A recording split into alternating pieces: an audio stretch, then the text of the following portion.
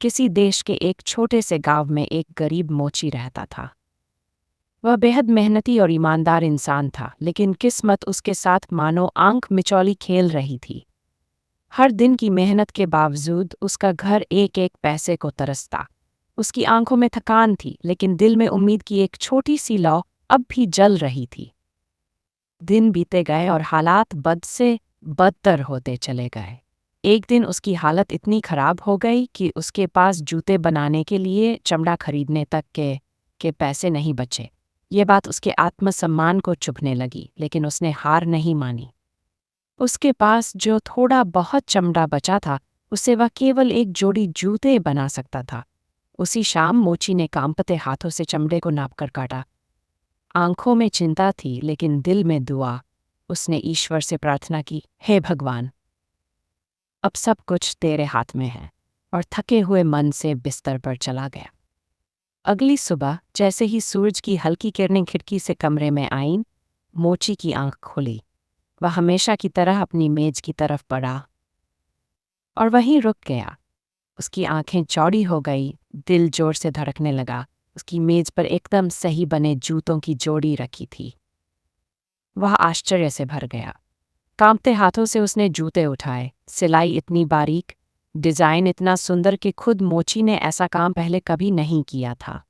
उसकी आंखों में आंसू आ गए, हैरानी के, राहत के और कृतज्ञता के। कुछ ही देर में एक ग्राहक आया। जूतों को देखते ही उसकी आंखें चमक उठीं। उसने बिना झिझक अच्छी कीमत चुकाकर वो जूते खरीद लिए। उस दिन मोची की आंखों में एक नई चमक थी। उसने पैसों से और चमड़ा खरीदा और दोगुने उत्साह से 2 जोड़ी जूते काटे। फिर अगली सुबह वही चमत्कार।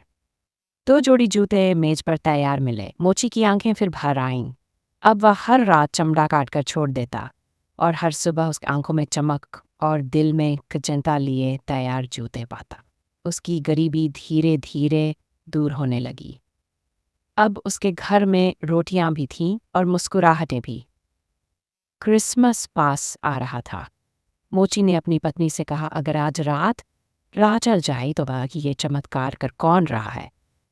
उसकी पत्नी ने सिर हिलाया। उसकी आंखों में भी वही जिज्ञासा थी। रात को वे चुपचाप मोमबत्ती जलाकर कपड़ों के पीछे छिप गए, और जब आधी रात हुई तो जो उन्होंने देखा उसने उन्हें स्तब्ध कर दिया। 2 नन्हे देवदूत जैसे बौने चुपके से आए और मोची की मेज पर बैठकर जूते बनाने में जुट गए। वे बिल्कुल नग्न थे और उनकी मासूमियत, उनकी लगन देखकर मोची और उसकी पत्नी की आंखों में आंसू आ गए। बिना थके, बिना रुके बौने पूरी मेहनत से जूते बना रहे थे। ये दृश्य किसी स्वप्न से कम नहीं था। अगली सुबह मोची की पत्नी की आंखें नम थीं। उसने धीरे से कहा, इन नन्हों ने हमें कितना दिया है और खुद के पास पहनने को भी कुछ नहीं। हमें भी उनका कुछ एहसान चुकाना चाहिए। उस दिन मोची की पत्नी ने पूरी ममता से उनके लिए छोटे छोटे कपड़े, कोट, दस्ताने, मोजे सिल दिए। मोची ने बड़े प्यार से उनके लिए जूते बनाए। उन दोनों ने उपहारों को मेज पर सजाया और खुद फिर से छिप गए। आधी रात को बौने आए और उपहार देखे। पहले तो वे ठिठक गए, फिर अचानक उनकी आंखें खुशी से चमक उठीं। उन्होंने कपड़े पहने और खुशी से नाचने लगे। वे गा रहे थे, मेरा लक्ष्मण बेटा कपड़े पहन रहा है, मैं मोची का काम नहीं करूंगा अब और नहीं। वे कूदते नाचते दरवाजे से बाहर निकल गए और फिर कभी वापस नहीं आए। लेकिन मोची का दिल भरा हुआ था। उसने अपने काम को और लगन से करना शुरू किया। अब उसके पास बौने नहीं थे, पर आत्मबल था। वह फिर गरीब नहीं रहा, पर सबसे बड़ी दौलत जो उसके पास थी वह थी आभार और प्रेम। मोची और उसकी पत्नी ने अपना शेष जीवन आनंद, शांति और संतोष के साथ